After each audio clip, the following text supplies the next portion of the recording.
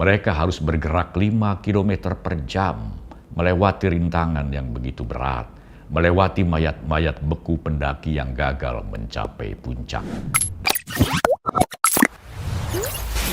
Kawan muda, dalam buku Indonesia Menang yang ditulis oleh Prabowo Subianto, Prabowo antara lain mengungkapkan bahwa bangsa Indonesia adalah bangsa yang sangat disegani bangsa-bangsa lain karena selalu menjadi bangsa pemenang sejak zaman Singgasari dan Majapahit hingga zaman Republik Indonesia.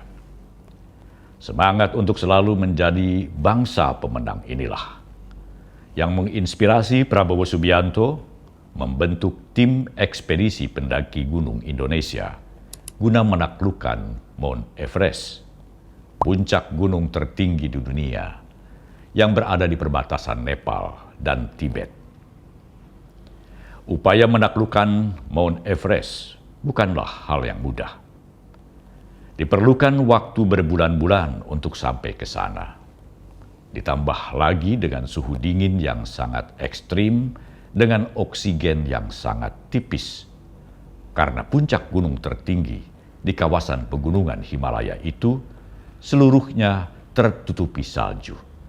Ratusan pendaki kehilangan nyawanya dalam percobaan menaklukkan Mount Everest.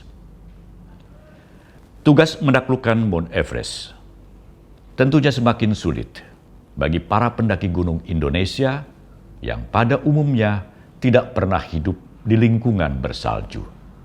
Namun kendala tersebut tidak mengurungkan niat Brigjen TNI Prabowo Subianto untuk membentuk tim nasional Indonesia yang akan mendaki puncak Mount Everest.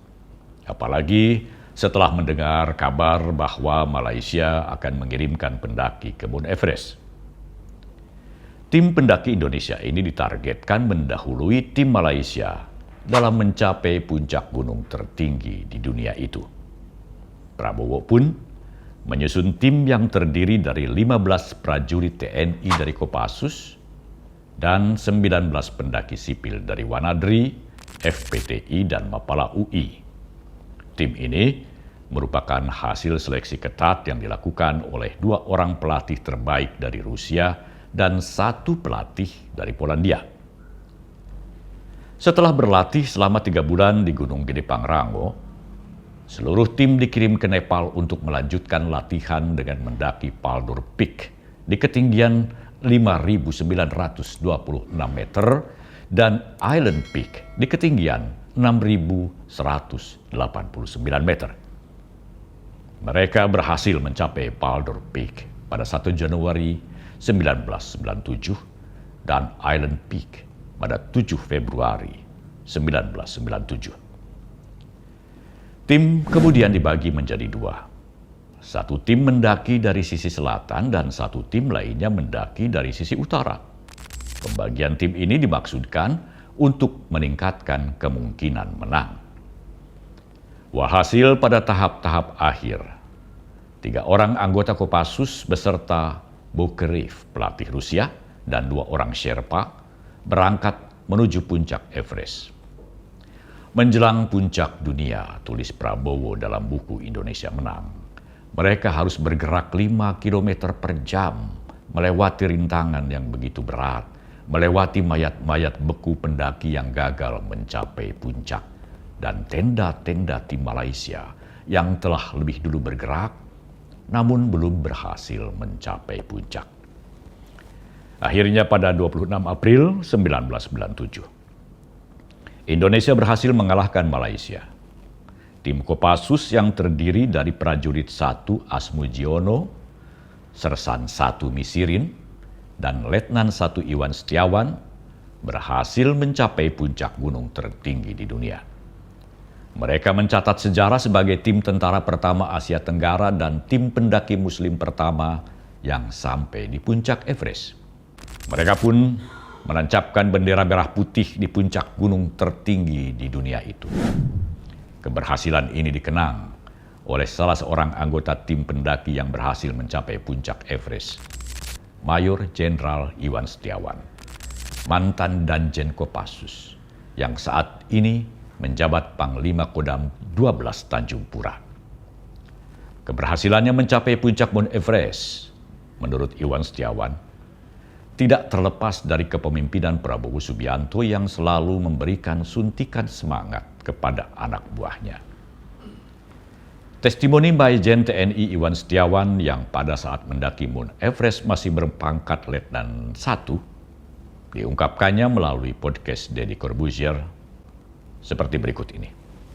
Negara dari 24 negara, hanya kita yang sampai duluan di tahun 1997. Dan itu sudah tidak terkonek dengan Tidak bawah. terkonek. Jadi mereka berpikir bahwa sudah meninggal Sudah semua. meninggal karena kita tidak turun di atas. Belum pernah ada orang bisa bertahan hidup di situ.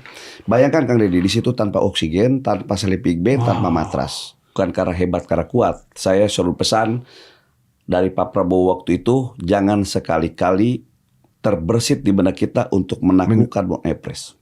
Tugas kita ke sana adalah untuk menziarahi. Menaklukkan itu terkesan sombong dan angkuh. Karena itu alam yang punya Tuhan yang Maha Kuasa. Iwan bersama anggota sempat dikira telah mati pada saat pendakian. Ketika itu, mereka kemalaman di ketinggian 8.500 meter dengan cuaca minus 50 derajat Celcius, tanpa oksigen, tanpa sleeping bag, tanpa matras. Orang-orang di base camp mengira mereka sudah tewas. Namun keajaiban dan pesan Prabowo Subianto sebelum berangkat membuat nyawa mereka selamat. Sebelum mendaki, Prabowo sempat berpesan agar mereka meluruskan niat. Jangan sekali-sekali terbersit untuk menaklukkan Mount Everest, kata Prabowo. Tugas kita ke sana adalah untuk menziarahi. Menaklukkan itu terkesan sombong dan angkuh, karena alam punya Tuhan yang Maha Kuasa. Banyak hal-hal mustahil di luar akal manusia bisa terjadi. Begitu, kata Prabowo. Bagi Prabowo, seperti yang ditulisnya di buku Indonesia Menang, Everest adalah salah satu pelajaran leadership terbaik dalam hidupnya. Ada ajaran umum di militer yang mengatakan, tidak ada prajurit yang jelek, yang ada hanya perwira-perwira yang jelek. There are no bad soldiers, only bad officers. There are no bad soldiers, only bad commanders. Kalau kita analogikan ke masyarakat, lanjut Prabowo, ya sama saja. Tidak ada anak buah yang jelek. Yang ada hanya pemimpin-pemimpin yang jelek. Sekarang kita bisa mengatakan, tulis Prabowo lagi, tercatat record untuk anak-anak cucu kita bahwa Indonesia adalah negara yang tidak kalahan. Keberhasilan tim Kopassus menancapkan bendera merah putih di puncak tertinggi gunung di dunia, kawan muda, patut dicatat sebagai salah satu prestasi kepemimpinan Prabowo di masa mudanya. Semoga prestasi-prestasi Prabowo di berbagai bidang hingga sekarang dapat menginspirasi generasi milenial dan Gen Z untuk menjadi generasi yang tidak mengenal kata menyerah dalam mewujudkan cita-cita seperti yang telah ditunjukkan calon presiden kita, Prabowo Subianto. Sampai di sini dulu kawan muda. Salam Min Maut. Prabowo Gibran, Man of Our Time.